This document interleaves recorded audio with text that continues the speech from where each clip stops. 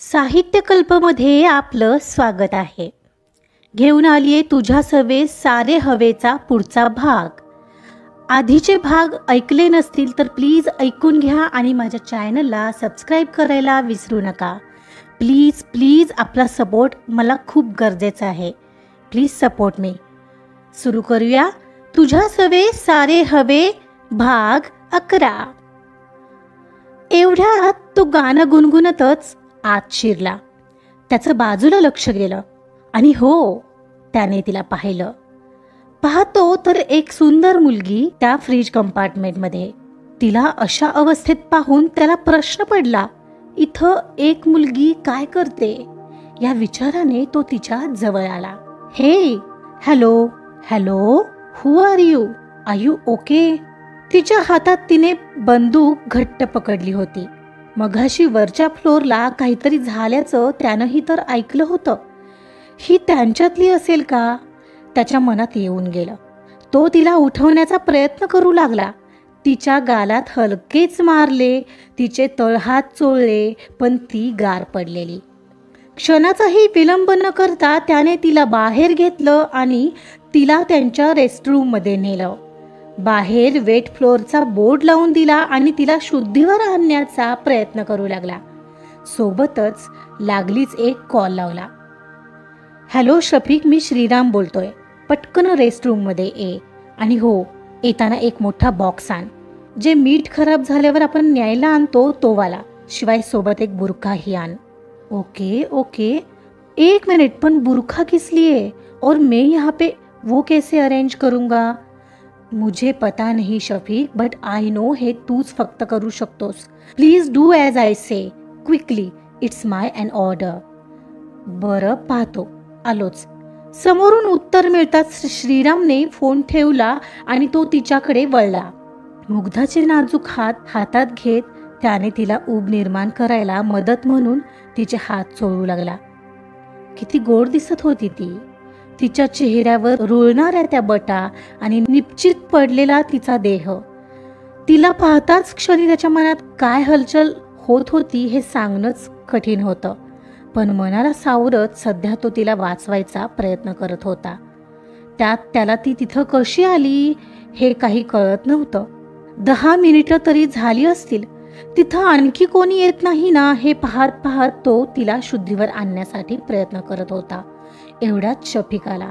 ए, इधर रेस्टरूम में किस लिए बुलाया है? आत येत त्याचा मित्र म्हणाला. अन समोर एक मुलगी पाहून शफीक ही आश्चर्यचकित झाला. अरे भाई, ही कौन आहे? अभी कोई क्वेश्चन मत कर.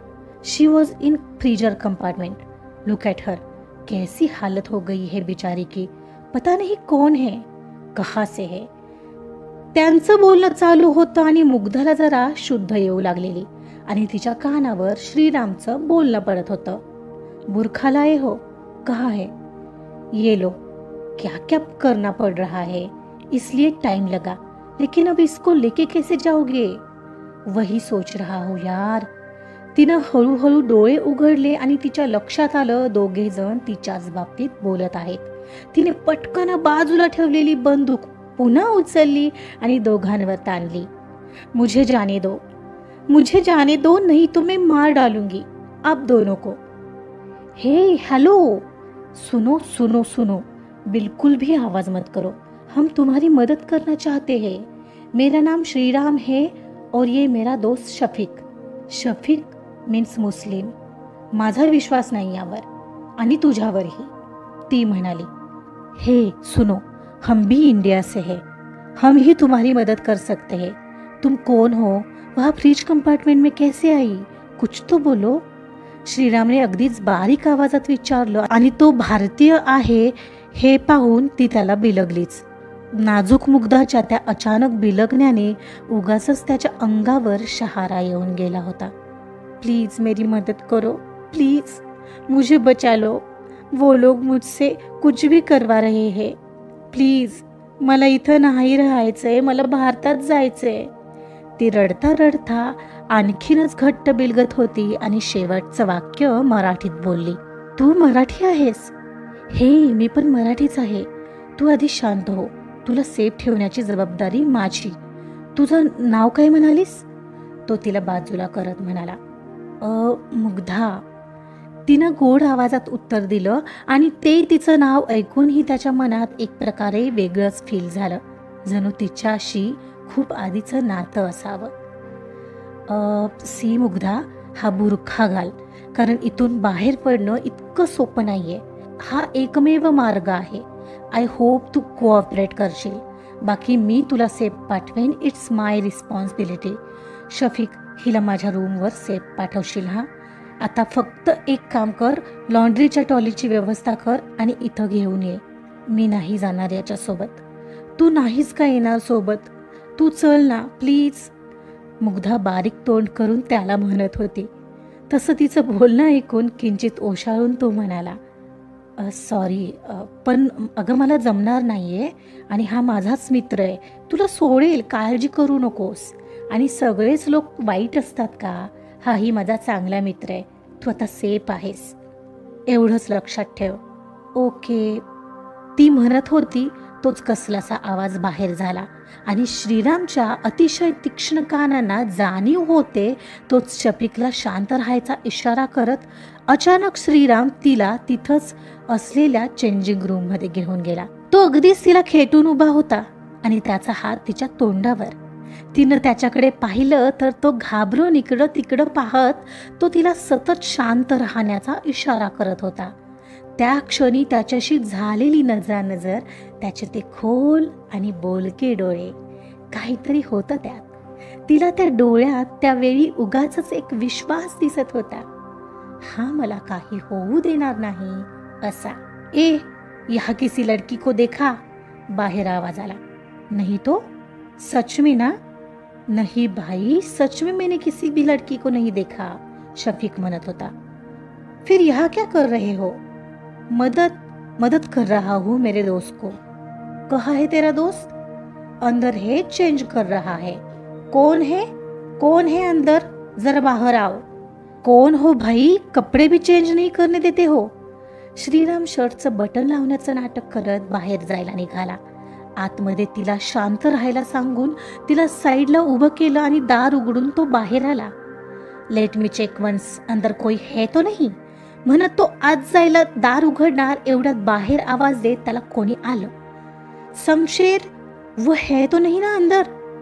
नहीं है यार, यहाँ भी समझ नहीं आ रहा है, गई तो कहाँ गई, म्हणत तो बाहेर निघून गेला.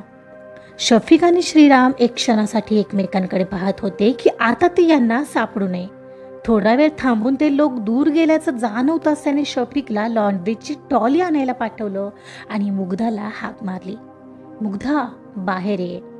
श्रीरामने आवाज दिला सो ती पटकन बाहेर आली. तिनं आता बुरखा घातला होता पण तोही नीट नव्हता.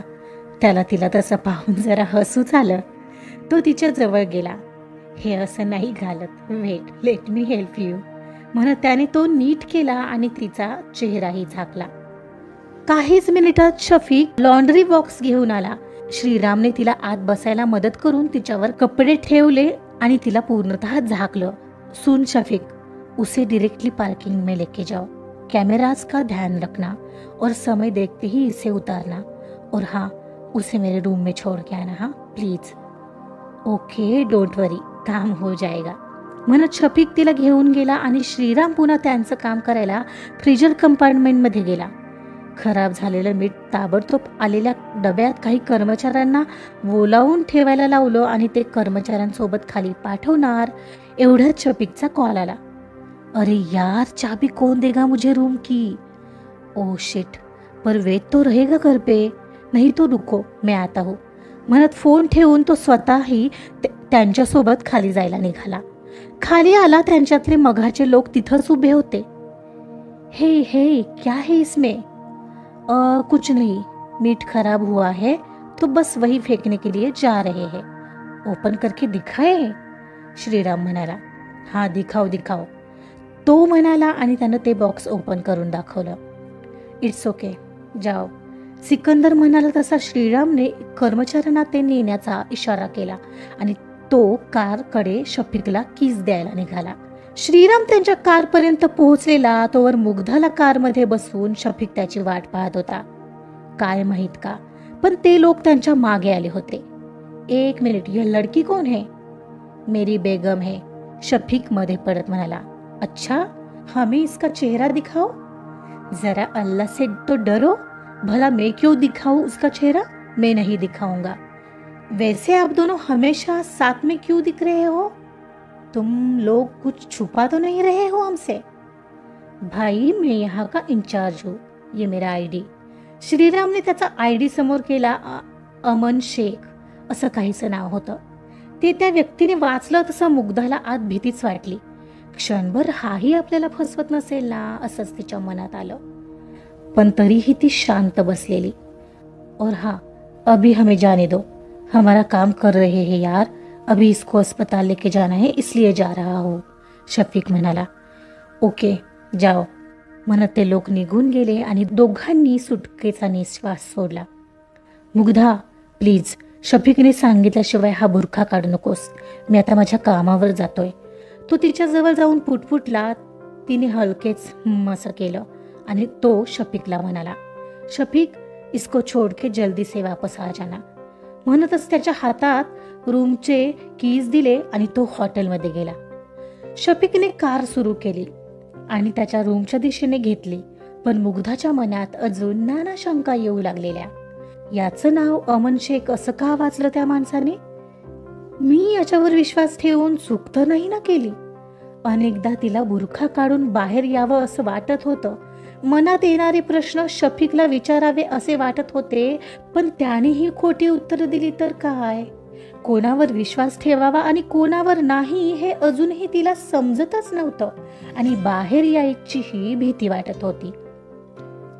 एक 15-20 मिनिटं झाली असावीत आणि एक क्षणाला कार थांबल्याचं तिच्या लक्षात आलं. तिला भयंकर भीती वाटत होती. आता खरंच आपण वाचणारे का आणखी प्रॉब्लेम मध्ये अडकणारे हे काही तिला समजत नव्हतं. मुग्धा बहन, निकालो वह बुरखा, उसे यहीं पे कार में रखो, तुम बाहर आ सकती हो अब, नाउ यू आर सेफ. असं त्याने म्हणताच ती बाहेर येऊ लागली. ते आताही कारच्या पार्किंग मध्ये होते. चल, तुला घरी सोडतो, मला जावं लागेल पुन्हा माघारी. म्हणत तो तिला लिफ्टकडे घेऊन आला. दोघंही लिफ्टने वरच्या मजल्यावर आले.